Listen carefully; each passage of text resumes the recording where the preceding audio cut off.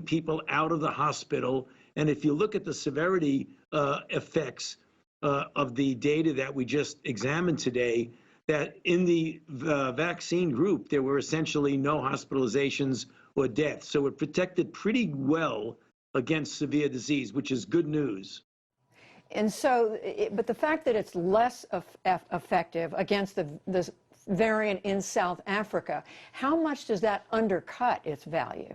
Well, that's a good point. It undercuts it a bit if you want to have equivalent efficacy against what we call the wild type strains that are circulating here and the South African strains.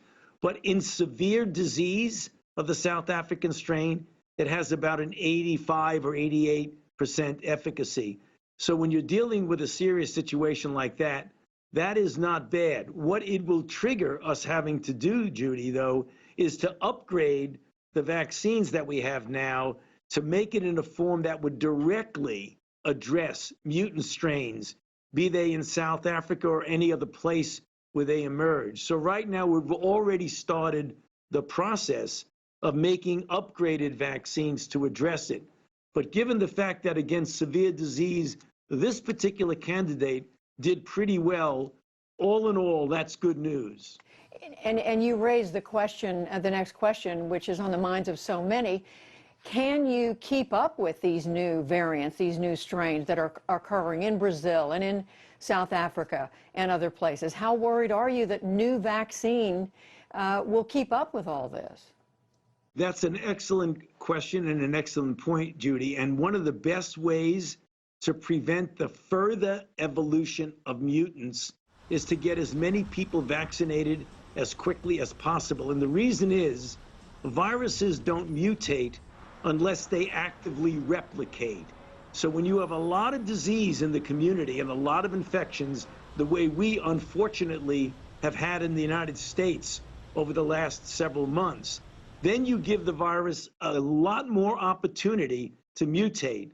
If we can implement our vaccine programs with the vaccines that we currently have and bring the level of virus replication and dynamics in the community to a very low level, the virus will not mutate as efficiently as it does when you have an explosion of infections.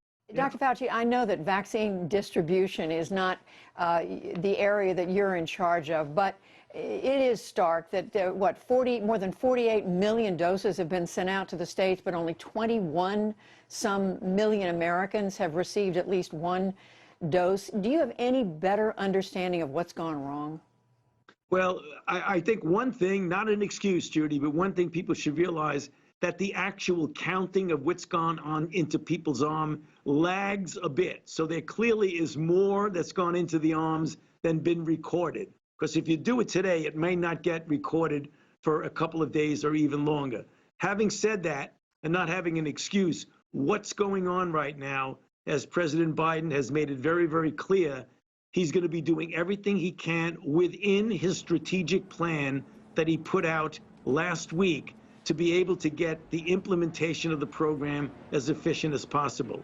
Community vaccine centers, getting the pharmacies much more involved, getting mobile units, trying to get more doses out of a vial by getting dead space syringes associated with the needles. Those are the kind of things. So we're recognizing that we have work to do, but it is really taken very, very seriously, particularly with regard to the plan that the president has just put out. And one other thing, everybody wants to know, when are we going to get back to some semblance of normal? You are a big baseball fan. When do you think fans will be able to go back to the stadium again?